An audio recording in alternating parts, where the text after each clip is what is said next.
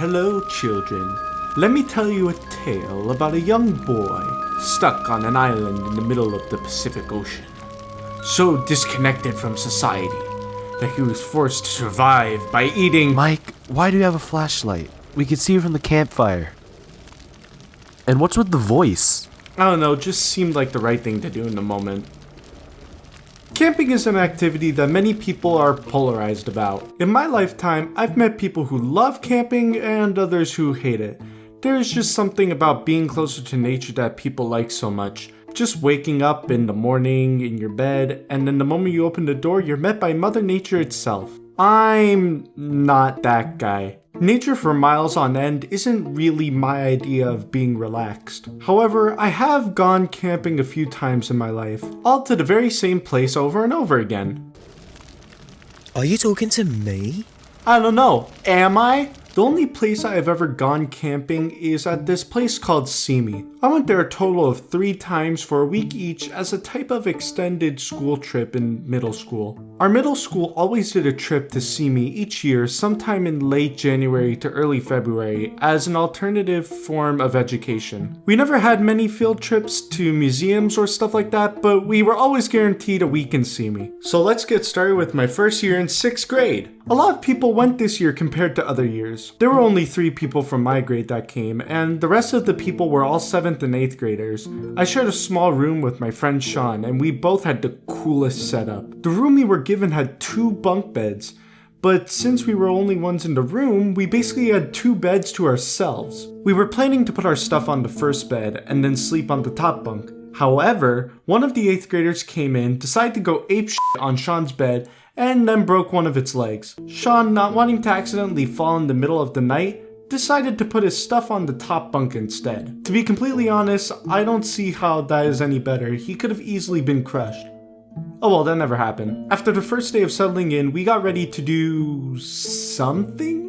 I don't really remember what we did when we woke up the first morning other than have breakfast. I do remember getting acquainted with the play yard that they had set up there. They have these 2 rings called the Gaga pits, where it's basically dodgeball in a circle. And let me say that if there were any sport I was good at, it wasn't this. I sucked so hard at this game. The Gaga pits were so small, there were barely any room to move around in. I always got out in the first 10 seconds of the match. There was also a basketball course. I blew at that too, and that was it. There was this big open grass field, but other than just running around, there wasn't much we could do. Me and the other guys in my dorm would often just ignore all the outside activities and just mess around with a plunger we found in the closet. I can't even express how much fun we had with it. One time we even forgot to put it away and it was just hanging on the roof for us when we came back. On our first night, we decided to take a hike to look at the stars.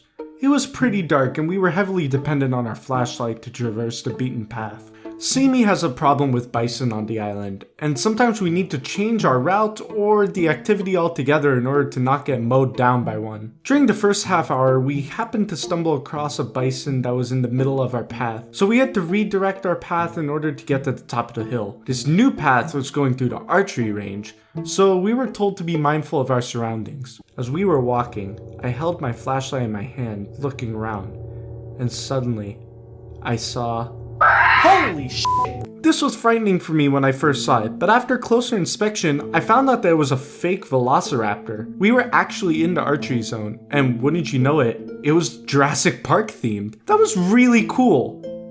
And I was emotionally scarred for the rest of the hike. After gazing at the stars that night and me rethinking my entire existence, everyone went to bed and we woke up the next day to leave. Wait, I thought you said that you stayed for a whole week. Yeah, I didn't say we were leaving for good. That Wednesday, we all canoed our way to a different beach to spend the day.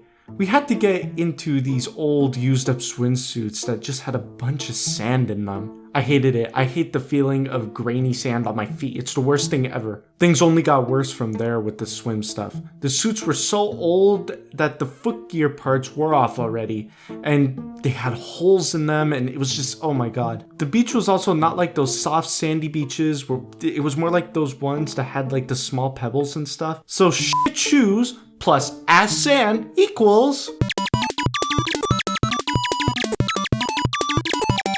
Once we finally got off the beach, we started to do some tipping wars, where we would throw other people off their boats and into the water. This was the only fun part of the day. Let's transition to the full final day of my 6th grade trip, because, oh boy, this one was crazy. We started off the day looking at plankton. We then walked all the way across to the other side of camp to meet the manta rays. These rays were so adorable. They would always flip up a side of their fins to get a high five.